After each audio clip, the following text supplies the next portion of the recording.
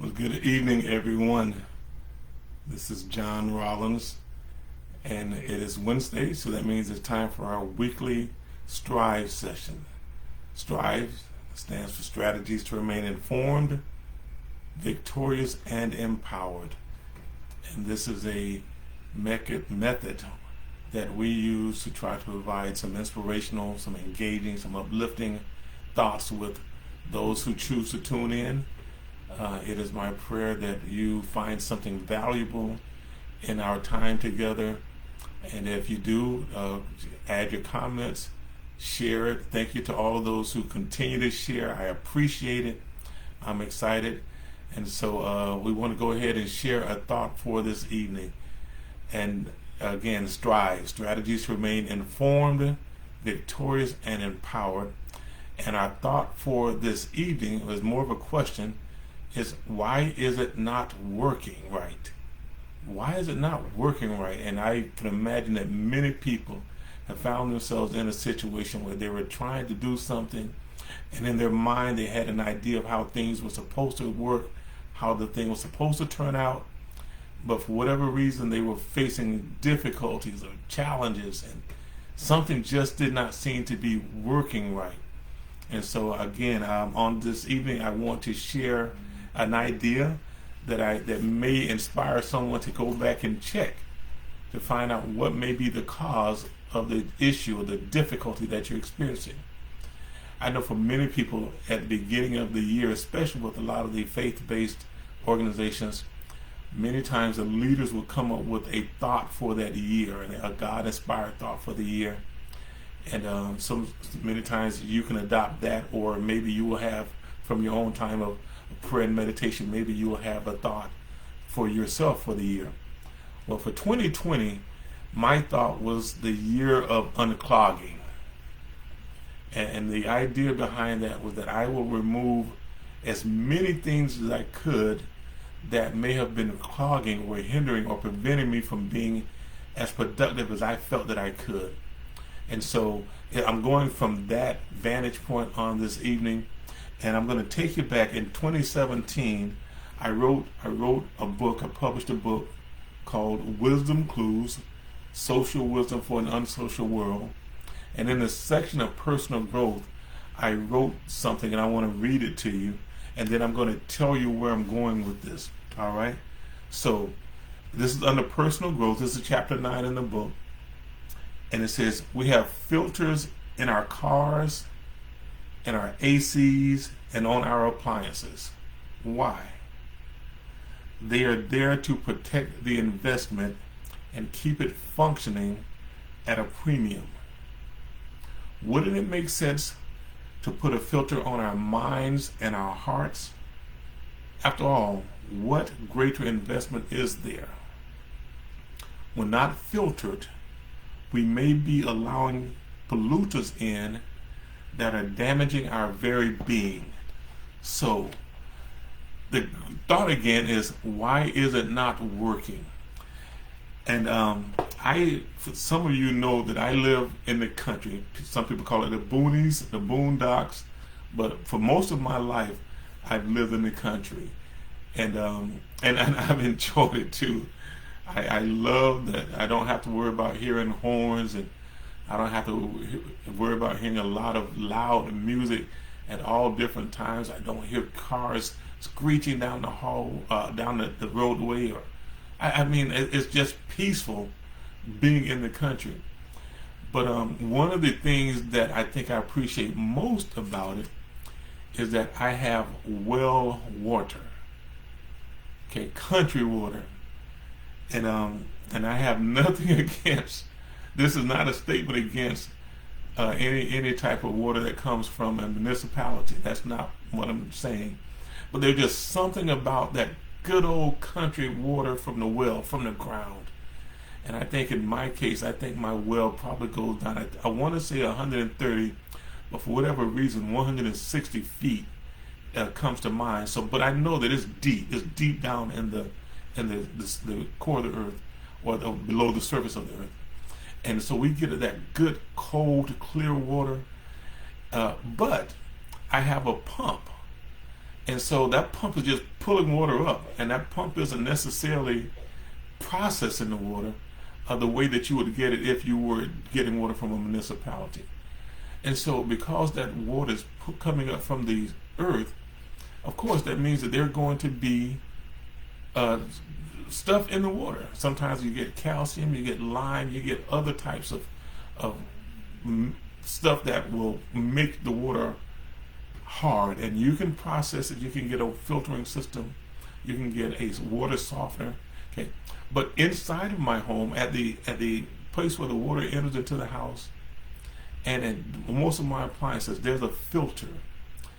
And so, of course, you can imagine that every now and then, that filter will be capturing and preventing some of the, I call them obstacles. I call them it's sand or maybe small rocks.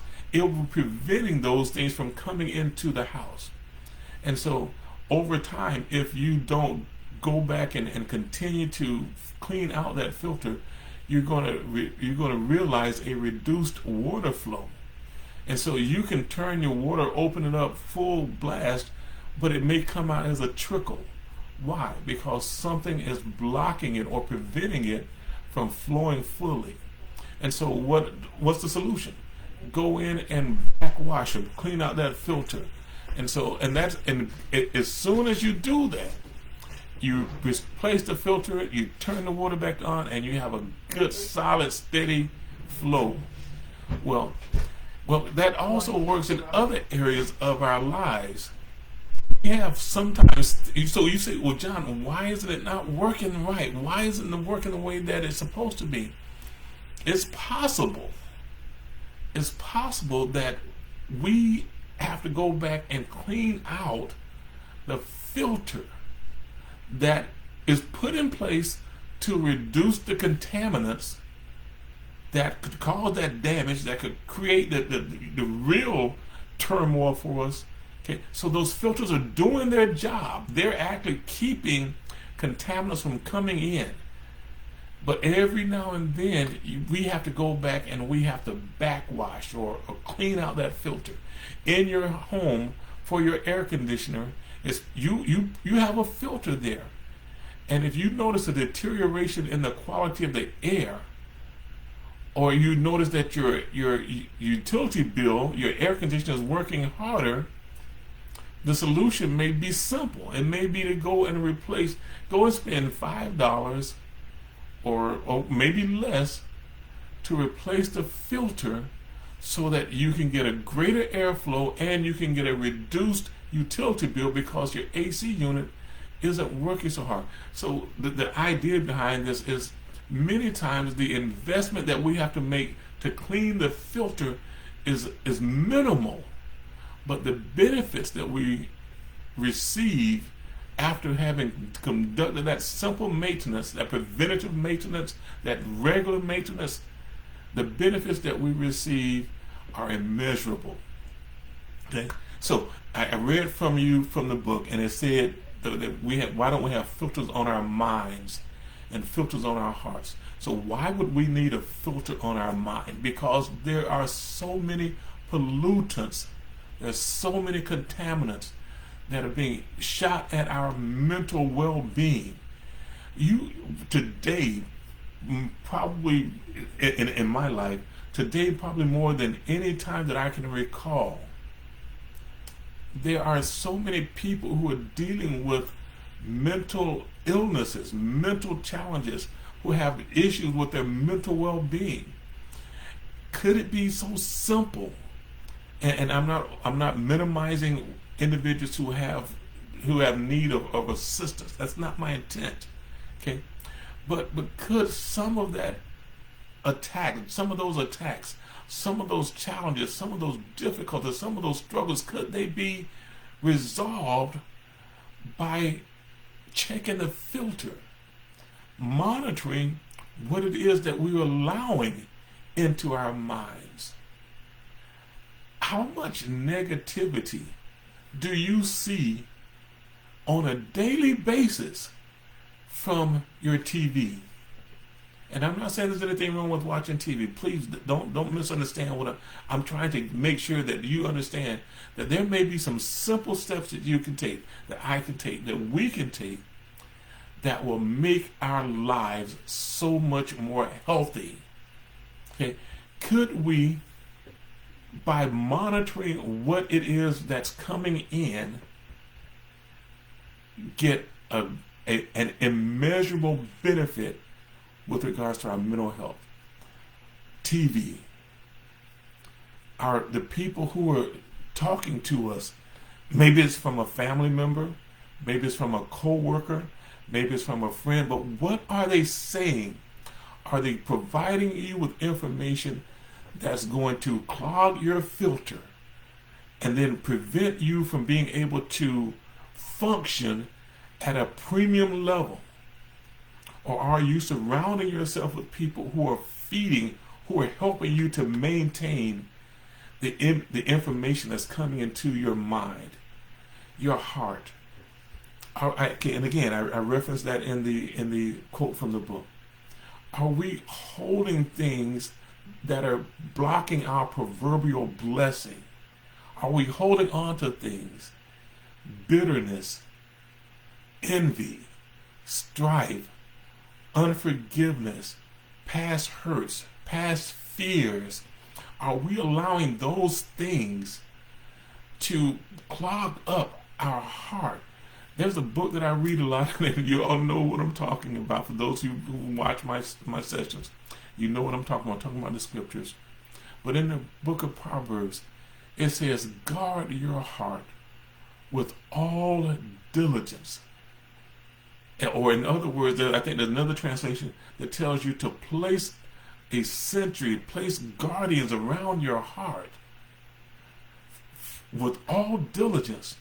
It says, because out of your heart flows all the issues of life. Another version says, it is the wellspring of life.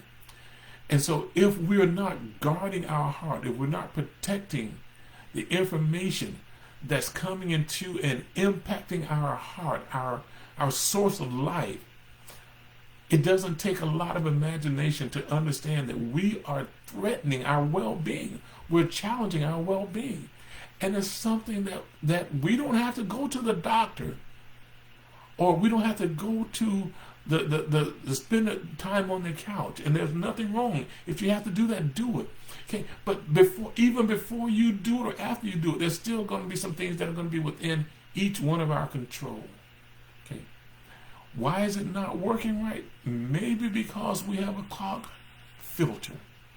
Maybe we need to look at the filter and see how dirty it has become, and then take some measures to clean out that filter, to backwash it. In some cases, we may need to replace it. Now you say, John, can you replace your mind? This is my own opinion, but I think you can. I think you can swap out your mind, your thoughts, with other thoughts. You can adopt another mindset. I think you can change how you are at the heart level. I think we have control over that. We can change how we respond to situations. We don't have to be aggravated, upset, anxious. We don't have to be. It is not, there is nowhere that I found where it says your life has to be difficult. Your life has to be challenging. You will always be struggling. I don't read that anywhere. And I've spent a few years on this earth, and I can speak from personal experiences that yes, you're going to have challenges, but you don't have to remain there. One of my mentors, Zig Ziglar, he said this, and we'll stop with this. He says, you're what you are, and you're where you are because of what's going into your mind. You can change what you are.